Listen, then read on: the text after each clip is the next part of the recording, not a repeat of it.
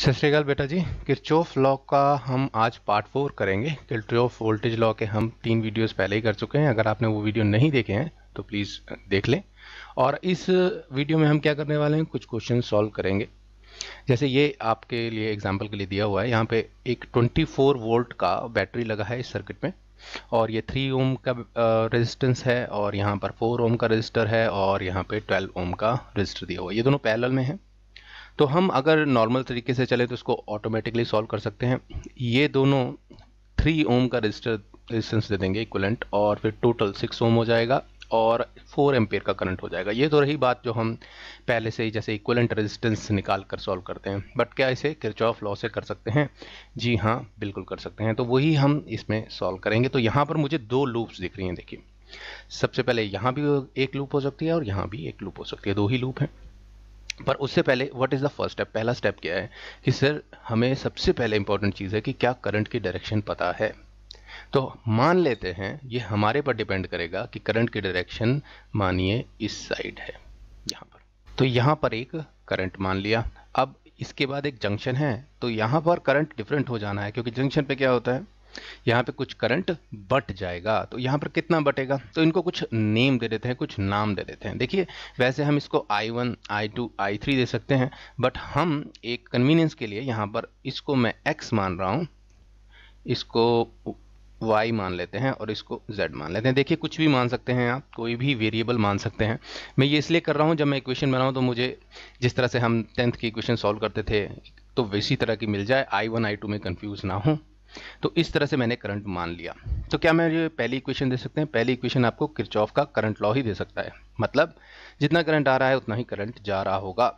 तो यहाँ पर अगर मैं किरचॉफ करंट लॉ लगाऊं इस जंक्शन पर, तो मैं कह सकता हूँ x minus Y minus Z is equal to 0, या इसका कहना एक बार सेम ही बात है, y और z को दोनों तरफ ले जाऊं तो x होगा y प्लस जेड। ये मेरी पहली इक्वेशन हो गई। अब चलिए दूसरी इक्वेशन के लिए हमें लूप में जाना पड़ेगा, यानी कि लूप की डायरेक्शन जो मर्जी मान सकते हैं, हम कर चुके हैं। जैसे हमने डिस्कस किया था, कोई भी डायरेक्शन मान सकते हैं। अगर मैं इस डायरेक्शन में भी लेता उल्टी, यानी कि एंटी क्लॉकवाइज, तब भी मेरा आंसर में कोई फर्क नहीं पड़ता। ये हमारे पास फ्रीडम होता है। और दूसरा फ्रीडम आज क्या सीखा, करंट की डायरेक्शन कोई भी ले सकते हो। यानी कि अगर करंट का आपने उल्टा डायरेक्शन ले लिया होता तब भी आपका आंसर जो है वो आ ही जाएगा। हाँ, साइन अलग होगा आंसर का, that is the one thing, but फर्क नहीं पड़ता, वैल्यू पे फर्क नहीं पड़ता। अब मैंने ये डायरेक्शन ली है लूप की यहाँ पर, इसका मतलब मैं यहाँ से, ठीक है, यहाँ से ऐसे जा रहा हूँ। और सिर्फ इस लूप की बात करेंगे। जब इस लूप की बात करेंगे, फॉरगेट यहाँ पर क्या है, हमें बस यहाँ से यहाँ चलना है और देखना है हम पॉजिटिव डायरेक्शन में जा रहे हैं कि नेगेटिव। तो यहाँ पर इस लूप में मैं अब किरचॉफ वोल्टेज लॉ लगाता हूँ। यहाँ पर पॉजिटिव है, यहाँ पर नेगेटिव है, यहाँ पे हो जाएगा -3x। 3 क्या है, रेजिस्टेंस है, x क्या है, करंट है, IR, V is equal to IR। वही फॉर्मूला बार बार लग रहा है, सिंपल। और यहाँ पर फिर से नेगेटिव, तो -4y इजिकल टू 0। देखिए, इक्वेशन XY की फॉर्म में आ रही है तो अच्छा लगता है, और कुछ नहीं। अब यहाँ पर जब भी हमें लूप से इक्वेशन मिल गई तो उस लूप का काम खत्म हो गया। अब मैं सेकंड लूप लगाता हूँ, इसी डायरेक्शन में जाते हैं। अब मेरे लूप का मतलब क्या है, इस डायरेक्शन का, कि हम ऐसे जा रहे हैं, इस तरह से हम लूप में जा रहे हैं। ये देखिए, इस तरह से हम लूप में जा रहे हैं। तो देखिए, इस लूप में अब हम लगाएंगे किरचॉफ वोल्टेज लॉ। तो यहाँ पर देखा, हम पॉजिटिव डायरेक्शन की तरफ जा रहे हैं, तो यहाँ पर मैं बोल सकता हूँ 4y, यहाँ पर 4y, और फिर यहाँ पर Z करंट इस तरफ जा रहा है, तो हम लोअर पोटेंशियल की तरफ जा रहे हैं, यानी कि -12Z इजिकल टू 0।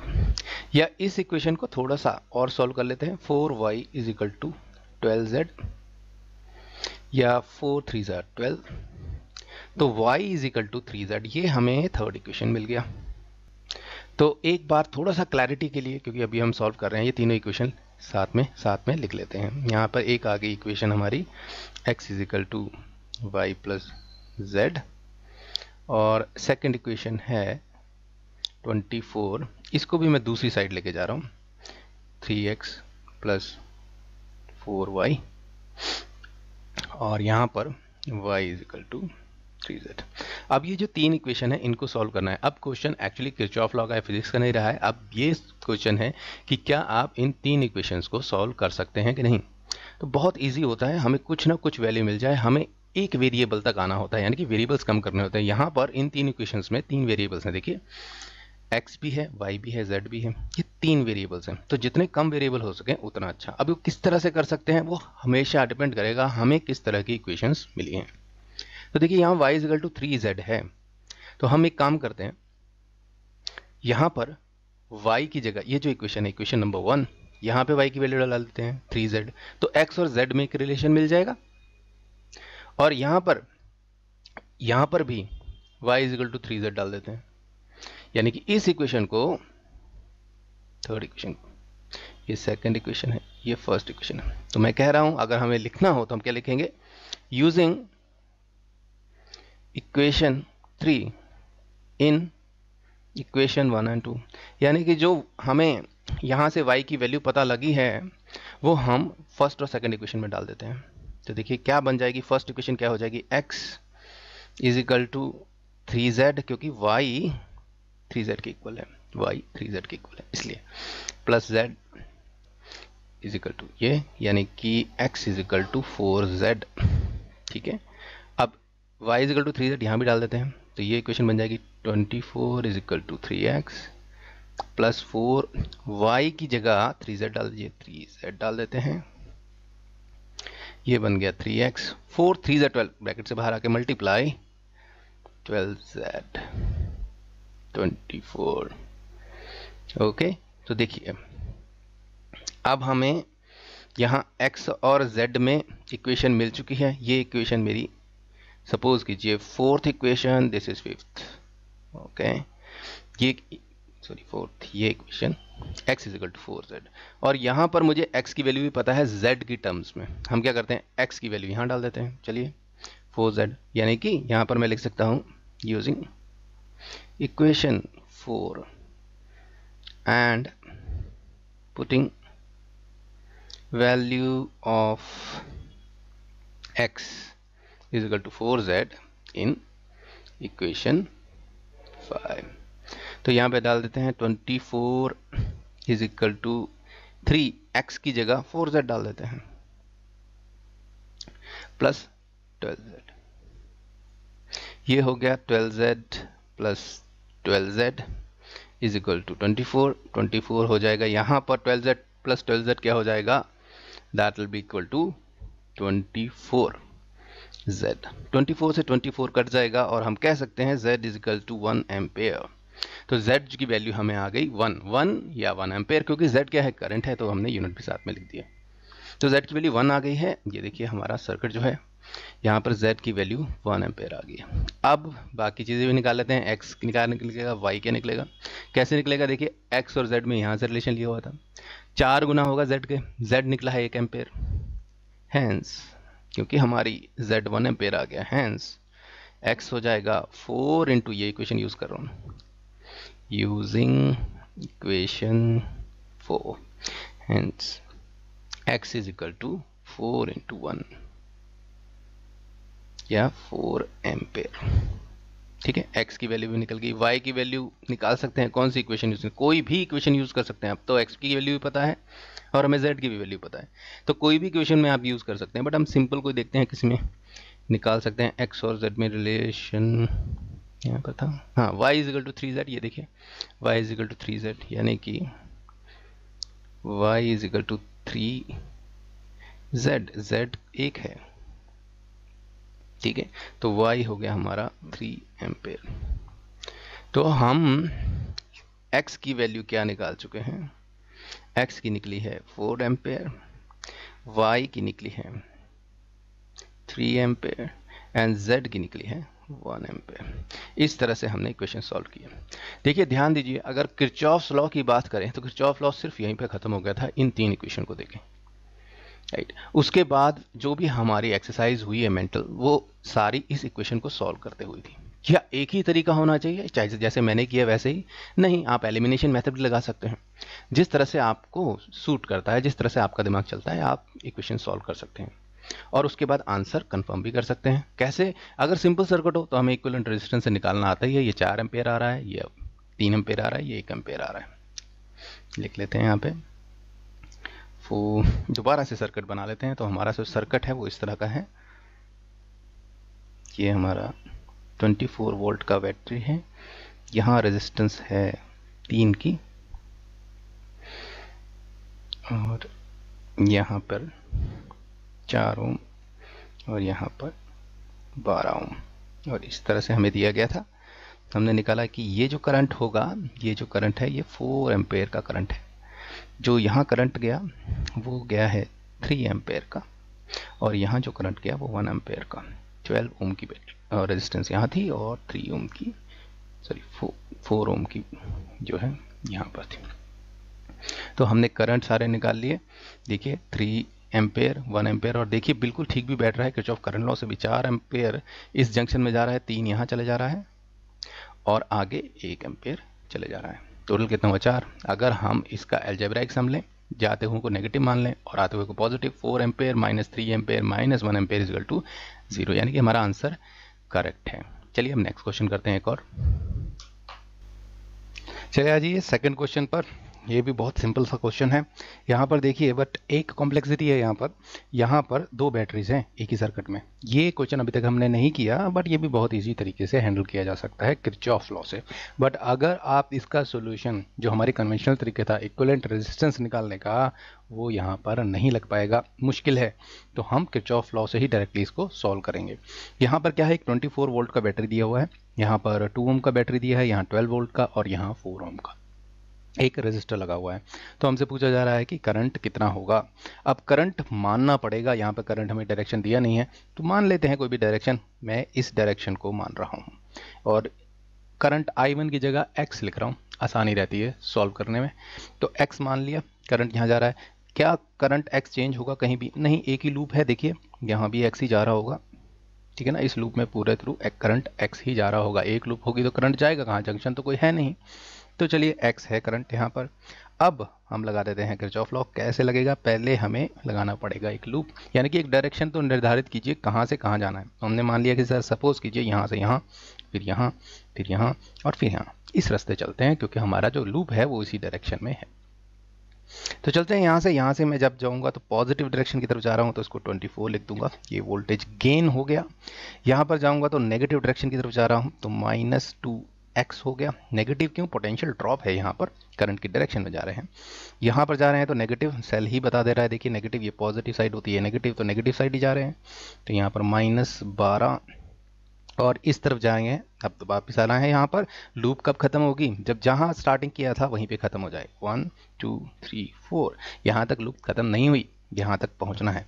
तो यहाँ पर जब हम गए तो यहाँ पर भी आप लोअर पोटेंशियल की तरफ जा रहे हैं, तो -4x, और ये किरचॉफ वोल्टेज लॉ लग गया। किसके इक्वल होगा? अलजेब्राइक सम 0 के इक्वल होगा। अब 24 - 12, 12 ही रह गए। ये हो गया -6x, इसको क्या कह सकते हैं? इज इक्वल टू 0, और 12 इज इक्वल टू 6x, और x हो गया 2 क्या? करंट ही तो है, तो एम्पेयर करके मैं बता सकता हूँ। देखिए कितना सिंपली हमने यहाँ पर इस प्रॉब्लम को, जो मुश्किल लग रही थी 2 सेल लग गए तो लगा पता नहीं क्या होगा, बट कितनी सिंप्लिसिटी से हमने इस क्वेश्चन को कर लिया। चलिए नेक्स्ट क्वेश्चन करते हैं। अब इस क्वेश्चन को देखिए, अरे ये तो वही क्वेश्चन है। यस, एग्जैक्टली सेम क्वेश्चन लिया है, बट यहाँ पर कुछ चेंज करेंगे। क्या चीज़? करंट का डायरेक्शन डिफरेंट लेके देखते हैं क्या होता है। यानी कि पिछले क्वेश्चन में हमने इस तरफ डायरेक्शन लिया था, यानी कि इस तरफ करंट जा रहा था। अगर मैंने ये मान लिया होता इस तरफ तो क्या होता, देख लेते हैं करके। तो इसको मान लिया x, अब डायरेक्शन चेंज है सिर्फ, यानी कि मैंने इसको इस डायरेक्शन में मान लिया करंट को, क्योंकि जब भी आप किरचॉफ लॉ करेंगे और करंट नहीं दिया होगा तो आपको एक डायरेक्शन मानना पड़ेगा। तो ज़रूरी नहीं कि हमारा हमेशा ठीक ही डायरेक्शन निकले, हम उल्टी डायरेक्शन भी दे सकते हैं। पर पता कैसे लगेगा? पता लग जाएगा आपको आंसर से। देखते हैं कैसे। जैसे मैंने इसको x की डायरेक्शन, यानी कि x करंट है, तो इस डायरेक्शन में मान रहा हूँ, तो इस तरह से निकलता हुआ करंट चले जाएगा इस तरफ, राइट। तो यहाँ भी x जा रहा होगा, क्योंकि कोई जंक्शन नहीं है, डिवाइड नहीं हो पाएगा करंट, उतना ही रहेगा। तो चलिए अभी यहाँ लगाते हैं यहाँ पे किरचॉफ वोल्टेज लॉ। तो हमारी लूप कौन सी होगी? इस डायरेक्शन का मतलब है यहाँ से चल रहे हैं ऐसे, और यहाँ पे आके फिर खत्म कर दे रहे हैं, और देखना है वोल्टेज गेन और वोल्टेज ड्रॉप कितना हो रहा है। यहाँ पर इस डायरेक्शन में चले, स्टार्ट करते हैं यहाँ से, पॉजिटिव 24, यहाँ पर हायर पोटेंशियल की तरफ जा रहे हैं तो पॉजिटिव ही रहेगी वैल्यू। यहाँ पर फिर नेगेटिव, इस बैटरी के कारण देखिए पॉजिटिव नेगेटिव और नेगेटिव की तरफ जा रहे हैं, तो यहाँ पे -12। अब यहाँ पे फिर पॉजिटिव पोटेंशियल की तरफ +4x इज इक्वल टू 0। यही हैगा हमारा किरचॉफ का वोल्टेज लॉ, बहुत इजी। और यहाँ पर 24 में से 12 जाएंगे तो कितने रह जाएंगे सर? 12 रह जाएंगे, और ये हो जाएगा +6x इज इक्वल टू 0। अब 12 को दूसरी तरफ ले जाओ तो -12 हो जाएंगे, और यहाँ 6x रह जाएगा। 6 2 12, x is equal to -2 ampere. यानी कि यहाँ पर देखिए वैल्यू तो सेम आई, हमने जब डायरेक्शन x इस तरफ ली थी तो 2 एम्पेयर आया था, अब -2 एम्पेयर आया। मतलब -2 एम्पेयर क्या कोई करंट होता है? नहीं, नेगेटिव नहीं हो सकता करंट भाई। तो यहाँ पर इस माइनस से हमें सिर्फ क्या मिल रहा है कि आपने जो भी डायरेक्शन ली थी, एक्चुअल डायरेक्शन जो है, जो एक्चुअल डायरेक्शन है वो करंट की इस तरफ है,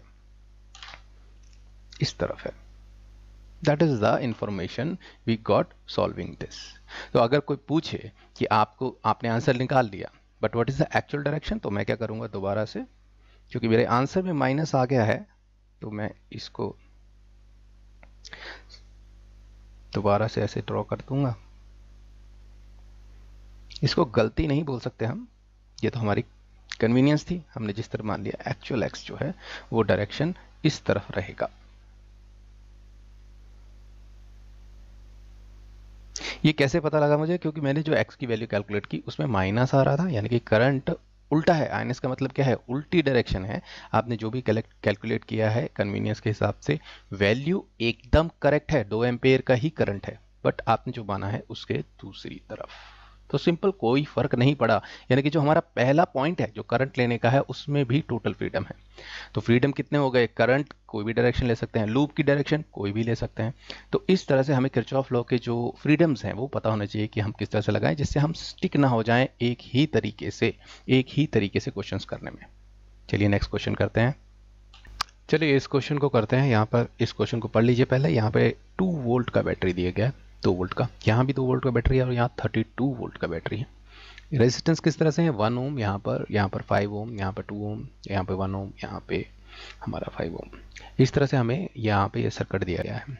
तो सबसे पहला स्टेप क्या होता है? टू फाइंड ए का करंट मानना पड़ता है कि इस डायरेक्शन में है। इस डायरेक्शन को आप कुछ भी मान सकते हैं, चिंता मत कीजिए कि यार गलत हुआ तो, नेगेटिव वैल्यू आ गई तो, फर्क नहीं पड़ता उस चीज़ से। हमें मतलब है करंट की वैल्यू यानी कि मैग्नीट्यूड निकालने का। अगर नेगेटिव आता है इसका मतलब हमने जो माना हुआ था उससे दूसरी डायरेक्शन में जाना है और कुछ फर्क नहीं पड़ता। तो यहाँ पर मैंने मान लिया कि ये सपोज कीजिए x है, इस तरफ ये y है और इस तरफ z है। i1 i2 i3 नहीं लिया, x y z ले लिया, जिससे इक्वेशन सॉल्व करना मेरे लिए ईजी हो। अब यहाँ पर उसी तरह से सबसे पहली इक्वेशन क्या होती है हमारी? किरचॉफ करंट लॉ से निकाल सकते हैं कि जो x होगा वो y प्लस z के इक्वल होगा, या x minus Y minus z is equal to 0। फिर माइनस वाई माइनस जेड को इस तरफ ले आते हैं और इस तरह से कह सकते हैं कि जितना करंट आ रहा होगा उतना ही जा रहा होगा। तो इस तरह से भी किरचॉफ करंट लॉ को बोल सकते हैं। तो हमारी पहली इक्वेशन हो गई यहाँ पर। अब सेकंड इक्वेशन के लिए क्या करना है? देखिए यहाँ पर लगा दी लूप, यानी कि किरचॉफ वोल्टेज लॉ लगाना शुरू किया। अब चलिए कहाँ से जा रहे हैं? यहाँ से इस तरफ, फिर इस तरफ, फिर इस तरफ, और फिर वापस लूप को ख़त्म कर देंगे। तो यहाँ पे मैं पॉजिटिव साइड जा रहा हूँ 2। यहाँ पर बताइए करंट किस तरफ जा रहा है? देखिए इस तरफ जा रहा है, तो मैं नेगेटिव दिशा में जा रहा हूँ, तो -x, -1x, क्योंकि 1 था तो मैं अगर 1 नहीं लिखेंगे तो -x। अब इस तरफ फिर से आप करंट की दिशा में ही जा रहे हैं तो नेगेटिव पोटेंशियल की तरफ जा रहे होंगे, -5y। यहाँ पर पॉजिटिव पोटेंशियल की तरफ +2। थोड़ा सा सॉल्व कर लेते हैं, 2 + 2 यहाँ हो जाएगा 4, और ये दोनों नेगेटिव वैल्यूज हैं तो चलिए दूसरी तरफ इनको लिख देते हैं, x + 5y। ये मेरी सेकेंड इक्वेशन हो गई। थर्ड इक्वेशन के लिए थर्ड तरीका यानी कि तीसरी लूप। पहले इक्वेशन बन गई किरचॉफ करंट लॉ से, सेकंड बन गई यहाँ से, थर्ड यहाँ से ले लेते हैं। तो यहाँ पर चलिए अब कौन सी डायरेक्शन में जा रहे हैं? देखिए ध्यान रखिए लूप में यहाँ से यहाँ और फिर वापस यहाँ। तो चलिए यहाँ से चलिए नेगेटिव की तरफ जा रहे हैं -2, फिर यहाँ पे पॉजिटिव की तरफ जा रहे हैं +5y, यहाँ पर नेगेटिव की तरफ -2z। याद रखिए यहाँ पे करंट z जा रहा है। अब यहाँ पे फिर नेगेटिव 32। अब यहाँ पर करंट इस तरफ जा रहा है तो आप नेगेटिव पोटेंशियल की तरफ जा रहे होंगे, माइनस जेड। बस ये छोटी सी गलती हो जाए तो लास्ट में प्रॉब्लम गलत हो जाता है। तो हमें ध्यान रखना है जेड यहाँ से आ रहा था तो इसके अंदर से भी जेड आ रहा होगा, क्योंकि और कोई जंक्शन आया नहीं तो जेड कहीं जाएगा, कहाँ और जाएगा, यहीं जाएगा, तो ये जेड ही है। तो चलिए यहाँ पे लिख लिया और ये इक्वल टू 0 हो जाएगा। थोड़ा सा सॉल्व कर लेते हैं इसको। -32 और -2 कितना हो जाएगा, -34, प्लस 5y को यहीं रहने देते हैं और ये कितना हो गया, -3z। एक काम करते हैं, 34 को इस तरफ ले जाते हैं, जैसे पॉजिटिव सी वैल्यू आए तो हमारा जो 34 होगा वो इक्वल आ जाएगा 5y - 3z। ये मेरी थर्ड इक्वेशन। देखिए किरचॉफ लॉ का ये 3 इक्वेशन निकालना ही काम था। उसके बाद सब अलजेब्रा है कि हम इन 3 इक्वेशंस को कैसे सॉल्व करते हैं। तो यानी कि इन इक्वेशन को निकालने के बाद आपको ध्यानपूर्वक एक इक्वेशन साइड में लिख लेनी चाहिए और अब सॉल्यूशन में लग जाना चाहिए। और हमेशा चेक करें, रीचेक करें कि आपने जो भी पॉजिटिव नेगेटिव लिया है वो सब ठीक है कि नहीं। देखिए मैं करूँगा, यहाँ पर किरचॉफ करंट लॉ, अच्छा x जा रहा था, ये -y - z, दूसरी तरफ ले गए तो y + z, करेक्ट। यहाँ पर चलिए पॉजिटिव तो जा रहे थे, +2, यहाँ पर माइनस, क्योंकि आप करंट की दिशा में ही जा रहे हैं तो लोअर पोटेंशियल में जा रहे होंगे तो -x। यहाँ पर क्या हुआ, y करंट आ गया देखिए, और करंट की दिशा में जा रहे हैं तो नेगेटिव -5y, और यहाँ पर पॉजिटिव थे इसमें तो हम +2 इज इक्वल टू 0 लिखना भूल गया, किरचॉफ वोल्टेज लॉ। उसके बाद हमने क्या किया, 2 + 2 4 किया और x - y 5y को दूसरी तरफ ले गए तो दोनों नेगेटिव दोनों पॉजिटिव हो गए। अब देखिए थर्ड लूप लगा दिया क्योंकि 2 इक्वेशन मिल गई। थर्ड लूप में चलिए अब बाकी को, इसको फर्स्ट वन को भूल जाइए। तो यहाँ पर देखा हमने कि नेगेटिव तरफ जाएंगे पहले -2, फिर आप पॉजिटिव की तरफ जा रहे हैं +5y, जो करंट उसकी क्रॉस जा रहा है वो y जा रहा है। उसके बाद हम यहाँ पर गए तो करंट की दिशा में ही तो -2z, और यहाँ पर -32, माइनस क्यों, क्योंकि देखिए नेगेटिव टर्म की जा रही है ये लूप, और यहाँ पर -z। यहाँ पर मेरे से गलती हो गई थी, मैं x बोल दिया था इसको। तो बस यही छोटी छोटी गलतियाँ ही हमें गलती करवाती हैं क्वेश्चंस में, बाकी कुछ नहीं। एक बार रीचेक ज़रूर कर लेना है कि हमसे कुछ साइन कन्वेंशन में या करंट्स में गलती तो नहीं हुई। अब ये देखिए ये हमारे 3 इक्वेशन बन गए हैं। अब मैंने कंफर्म भी कर लिया, थोड़ा सा पेनफुल होता है बार बार कंफर्म करना, बट अगर आप इसको कर लेंगे तो आपको कॉन्फिडेंस रहेगा कि इक्वेशन एटलीस्ट मेरी ठीक बन गई हैं, किरचॉफ वोल्टेज लॉ जो है वो मेरा ठीक बना है। अब यहाँ पे देखिए x = y + z, और यहाँ पर 4 = x + 5y, और यहाँ पर 34 = 5y - 3z। अब हमारी प्रॉब्लम इन तीनों को सॉल्व करने की है, ना कि किरचॉफ की। अगर इसको सॉल्व कर लिया तो करंट निकल आएंगे, दैट्स इट। तो अब इसको किस तरह से हैंडल किया जाए। यहाँ पर एक प्रॉब्लम है, सीधा सीधा नहीं मिल गया कि z = समथिंग, z और y में ये 2 वेरिएबल्स में रिलेशन भी नहीं मिला है। तो ऐसी प्रॉब्लम्स को सॉल्व करना थोड़ा सा मुश्किल होता है या थोड़ा सा डिफिकल्ट हो सकता है, कह सकते हैं, सोचना पड़ता है। यानी कि हम प्रॉब्लम सॉल्व कैसे करते थे, याद कीजिए छोटी क्लासेस में, जब हमें ऐसी इक्वेशन मिल जाए कुछ 5x + 2y = 30 और x + y = 15, ये इक्वेशन आप झट से सॉल्व कर देंगे। क्यों, 5 से इसको मल्टीप्लाई करेंगे और फिर एलिमिनेशन मेथड से कर देंगे, राइट। बट इसकी खासियत क्या है, देखिए इस इक्वेशन की खासियत ये है कि यहाँ पर 2 वेरिएबल्स हैं और यहाँ भी सेम ही 2 वेरिएबल हैं, इसलिए ये इक्वेशन जो है आसानी से सॉल्व हो जाती है। पर यहाँ ऐसा केस नहीं है। देखिए यहाँ x है और y है वेरिएबल, और यहाँ y और z वेरिएबल है। तो इस प्रॉब्लम को कैसे खत्म करें, ऐसा कुछ मिल जाए तो बढ़िया रहेगा, इस तरह से कुछ मिल जाए तो बढ़िया रहेगा। तो हम ट्राई करेंगे कि 2 ही वेरिएबल में ये इक्वेशन आ जाए। तो इसको मैं काट देता हूँ जिससे कंफ्यूजन ना हो, सिर्फ समझाने के लिए था। अब देखिए हमें ये देखना है कि x + 5y है, यहाँ y और z है। मैं चाहता हूँ कि एक काम कीजिए, ये इक्वेशन किसी तरह से y और z की फॉर्म में ले आइए। क्या हेल्प मिल सकती है किसी और इक्वेशन से? हाँ जी सर, आंसर ऊपर ही है। यहाँ पर इस इक्वेशन को यूज करके हम x की वैल्यू y z में डाल सकते हैं। x किसके बराबर है, y और z के। जब इस इक्वेशन में वो चीज़ डाल देंगे, यानी कि x की जगह यहाँ इमेजिन कीजिए y + z लिख दिया, तो ये ऐड हो जाएगा और इक्वेशन किस टर्म में मिल जाएगी, y और z के टर्म्स में। हम वही तो चाहते हैं जैसे हमने सॉल्व किया था यहाँ पर। अभी मैंने काट दिया। तो चलिए x की वैल्यू = y + z डाल दीजिए, ठीक है। यहाँ पर अगर आपको लिखना है तो मैं लिख देता हूँ, ये इक्वेशन 1 है, सॉरी ये 2 है और ये 3 है। Putting value of x in equation 2, ठीक है, फ्रॉम इक्वेशन 1। इक्वेशन 1 से x की वैल्यू जो है वो हमने इक्वेशन 2 में डाल दी, तो हमारी इक्वेशन 2 क्या बन जाएगी, 4 is equal to y plus z plus 5y, यानी कि 6y प्लस z बन जाएगा 4। ये हमारी फोर्थ इक्वेशन होगी, अलग इक्वेशन होगी मान लीजिए, क्योंकि हमने यूज किया दूसरी इक्वेशन को। अब देखिए ये इक्वेशन हो गई, और जो नीचे वाली थी वो तो दुरुस्त वैसे की वैसे ही थी 34, और यहाँ पर is equal to 5y minus 3z। अब क्या करें, ये इक्वेशन तो इक्वेशन नंबर 3 है, कुछ चेंज नहीं किया था हमने, सेकंड को बस x की वैल्यू जो है यहाँ से डाल दी, जिससे yz की फॉर्म में। अब मैं बोल सकता हूँ उस कॉन्फिडेंस से कि अब मैं इसको सॉल्व कर लूँगा। क्यों, दोनों इक्वेशन, दो इक्वेशंस है मेरे पास, और दोनों इक्वेशन में सेम ही वेरिएबल है, yz यहाँ पर है, यहाँ भी yz है, तो एलिमिनेशन मेथड लगाना ईजी होगा। यहाँ पर हम नहीं लगा पाए थे, इसलिए मुझे थर्ड इक्वेशन की ज़रूरत पड़ी। इसको पॉज कर लीजिए, अगर नहीं समझ आए तो दोबारा से वीडियो देखिए और किस तरह से सोचा गया है उस चीज़ पर ध्यान दीजिए। आप देखिए यहाँ पर इसको सॉल्व करना हो, इसको 3 से मल्टीप्लाई कर देते हैं इसको, क्यों, फिर ऐड कर देंगे, एलिमिनेशन मेथड है सिंपल। तो मैंने इसको, इस इक्वेशन को 3 से मल्टीप्लाई कर देना,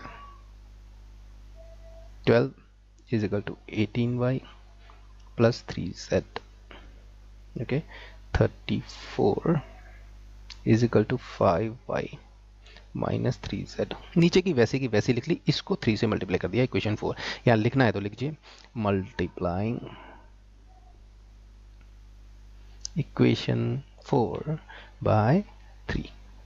अब हमें एलिमिनेशन मेथड लगा देना, यानी कि आप ऐड माइनस कर सकते हैं, तो यहाँ पर ऐसे लिख दिया। इसको ऐड करेंगे तो अच्छा रहेगा, ये ऐड कर देते हैं, ठीक है, इसको ऐड कर देते हैं, तो minus 3z minus plus 3z minus 3z cut जाएगा, बहुत अच्छा, वेरिएबल कम हो गया। और यहाँ पर क्या हो जाएगा, ये कितना हो जाएगा, ये हो जाएगा 46, और ये हो जाएगा 23y। अच्छा, 23 का 2 टाइम्स क्या होता है 46, तो आसान आ गया answer, y is equal to निकल गया 2, यानी कि 2 क्या, एम्पेयर, ठीक है, क्योंकि करंट है, लास्ट में लगा दिया उसके साथ एम्पेयर, तो इक्वेशन सॉल्व हो गई। y की वैल्यू तो हम निकाल चुके हैं, अब बाकियों की वैल्यू निकालना बहुत इजी है, किसी भी इक्वेशन में डाल दीजिए और यूज़ कीजिए। क्या निकालना है बताइए, यहाँ इक्वेशन देखिए ये दे रखी है, कोई भी इक्वेशन यूज़ कर सकते हैं आप। सपोज कीजिए y की वैल्यू पता है, चलिए x निकालते हैं, तो ये इक्वेशन, सेकंड इक्वेशन यूज़ कर लेते हैं, यूजिंग इक्वेशन 2। कोई भी इक्वेशन यूज़ कर सकते हैं, याद करिए मैंने ये चूज़ की है। 4 इज इक्वल टू x पता नहीं, बट अब y पता लग गया है, तो 5 इंटू 2, y की जगह जो वैल्यू निकाली थी 2 वो डाल दी गई। तो अब x क्या आ जाएगा, x plus 10, step by step ही कर लेते हैं, 10 को दूसरी तरफ ले जाएंगे, माइनस हो जाएगा, तो minus 6 is equal to x, और x is equal to minus 6 ampere हमारे से निकल रहा है। नेगेटिव की चिंता छोड़िए, वैल्यू निकालिए। अब x माइनस 6 निकल गया, y निकल गया, क्या z निकाल सकते हैं, ऑफ कोर्स। हमारा जो पहला इक्वेशन है उसमें डाल दीजिए, बहुत सिंपल है। तो हमारा जो z निकालना है हमें, x की वैल्यू डाल दिए, x अब यहाँ लिख सकते हैं यूजिंग इक्वेशन 1। नाउ इक्वेशन 1 को यूज़ कर रहा हूँ मैं, अब मैं इक्वेशन 1 को यूज़ कर रहा हूँ, और इसमें लिख दिया what is x minus 6, equation 1 दोबारा से लिख देता हूँ जिससे आपको ऊपर नहीं दिख रहा, तो x is equal to y plus z, Kirchhoff current law लगाया था, माइनस 6 निकाला है, y को निकाला है 2 और प्लस z, तो 2 फिर माइनस हो जाएगा, तो यहाँ पे माइनस 8 आ जाएगा, तो हम कह सकते हैं z is equal to minus 8 ampere. तो हमारा जो आंसर निकला वो क्या निकला, हमारा जो x की वैल्यू आई है वो आई है माइनस 6, y की जो वैल्यू आई है वो आई है 2, और z की वैल्यू आई है माइनस 8। सब एम्पेयर्स में है अगर हमें यूनिट बताने हो। So this is my answer. But क्या ये ठीक आंसर है, क्या हमने जो भी करंट बना था वो क्या ठीक आया, हाँ y देखिए पॉजिटिव आया, तो पॉजिटिव कुछ करंट होता है, नेगेटिव करंट जैसी कोई चीज़ नहीं होती। बट माइनस 6 का मतलब क्या है, थोड़ा सा समझ लेते हैं। देखिए बस हमें डायग्राम दोबारा से ये बना देना है, ये डायग्राम बना देना है, और यहाँ पर मैं आपको वैल्यूज़ लिख रहा हूँ हमारी जो आई हैं, x इजिकल टू -6 आया है, y इजिकल टू 2 आया है और z की वैल्यू आई है -8। अब ये जो माइनस है वो क्या बता रहा है कि जो भी आपने वैल्यू ली थी उसकी डायरेक्शन एक्चुअल करंट की उससे उल्टी है, उससे डिफरेंट है, क्योंकि ये हमने माना था बिना सर्किट को जाने। अगर हमें सर्किट के बारे में पता होता कि वैल्यूज़ कैसे निकलेंगी तो हम ये डायरेक्शन नहीं लेते, बट हम गैस कैसे करें, इसलिए हम कोई भी डायरेक्शन मान लेते हैं, कैलकुलेट करते हैं, और अगर उसकी नेगेटिव डायरेक्शन आए तो हम समझ जाते हैं अच्छा जो हमने माना था उससे उल्टी दिशा में जाना था। यानी कि y तो करेक्ट है, y की डायरेक्शन सर जो आपने मानी थी वो बिल्कुल ठीक है, बट यहाँ पर देखिए z आ रहा है, z आ रहा है -8, यानी कि z की दिशा उल्टी है, तो आपने ये गलत मानी थी। 8 एम्पेयर इस तरफ आना है, y 2 एम्पेयर इस तरफ आना है, ये तो ठीक ही है, और अब ये भी ठीक कर दिया मैंने। ठीक है, अपनी गलती मानी कि जो आपने पहले एज्यूम किया था उससे उल्टी दिशा जा रहा है। 8 एम्पेयर x क्या है, -6, -6 का मतलब जो आपने डायरेक्शन ली है 6 एम्पेयर इस तरफ नहीं है, 6 एम्पेयर इस तरफ है, ये गलती हो गई थी, 6 एम्पेयर इस तरफ है, ये भी मैंने करेक्ट कर लिया। तो अब मुझे अगर कोई पूछे कि कौन सी डायरेक्शन में करंट्स हैं तो मैं बता सकता हूँ, देखिए 8 एम्पेयर यहाँ से आएगा, 2 एम्पेयर यहाँ चले जाएगा और 6 एम्पेयर बाकी यहाँ चले जाएगा इक्वेशन सॉल्व करके। तो हमें स्टार्टिंग में जो फर्स्ट स्टेप है उसमें घबराना नहीं चाहिए, अपने हिसाब से हमें डायरेक्शन ले लेनी चाहिए, सॉल्व करना आना चाहिए हमें, और सॉल्व करके अगर हमें करंट्स की वैल्यू नेगेटिव मिल रही है इसका मतलब जस्ट ये है कि वैल्यू सेम रहेगी, 8 एम्पेयर का 8 एम्पेयर ही रहेगा, बट आपने जो डायरेक्शन ली थी उससे उल्टी दिशा में जाइए, करेक्ट डायरेक्शन वो है। तो इन क्वेश्चंस के दो पार्ट्स हैं। पहली बात तो आपको जो है लूप्स लगानी आनी चाहिए और वहां से लूप से फिर आपको इक्वेशंस बनानी आनी चाहिए। उसके बाद ये क्वेश्चन बन जा रहा है सिर्फ इन प्रॉब्लम सॉल्विंग का कि इक्वेशंस को कैसे सॉल्व करें। कैसे करते हैं हम, वेरिएबल्स कम करके। 3 वेरिएबल्स की इक्वेशन हो तो 3 चाहिए होती हैं, 2 वेरिएबल की इक्वेशन हो तो उसको सॉल्व करने के लिए 2 चाहिए होती है। इसी तरह से हम चलते हैं। अब देखिए यहाँ पर हमें नहीं मिला था वो सॉल्यूशन सीधा सीधा, कई बार सीधी सीधी आंसर मिल जाता है, y और z की वैल्यू, x की वैल्यू किसी एक की, तो आसान हो जाता है। अगर नहीं मिलेगा तो क्या हम ट्राई करेंगे कि 2 वेरिएबल में इक्वेशन आ जाए। यहाँ पर x और y में थी, यहाँ y z में थी, हमने कहा एक काम कीजिए इसको भी y और z की फॉर्म में कर दीजिए, यूज़ कर लिया इस इक्वेशन को। ये जो है इसके बाद सिंपल हमारा अलजेब्रा है, हमारी जो इक्वेशन सॉल्विंग टेक्निक्स हैं वो हम यूज़ कर रहे हैं। उसके बाद हमने ये करंट निकाल लिया और उसके बाद अगर पॉजिटिव आती हैं वैल्यू सारी तो ठीक है, जो हमने माना था बिल्कुल ठीक है, अगर नहीं आती तो उसमें कुछ गलती नहीं हुई है, हमने जो माना था उससे उल्टी दिशा में एक्चुअल करंट फ्लो करेगा। जैसे Z हमने माना था इस तरफ, एक्चुअल में इस तरफ आएगा, x माना था इस तरफ तो x इस तरफ आएगा। इस तरह से हमने एक लास्ट में करेक्ट जो हमारा आंसर है उस तरह का डायग्राम बना देना है। That is your final answer. Thank you.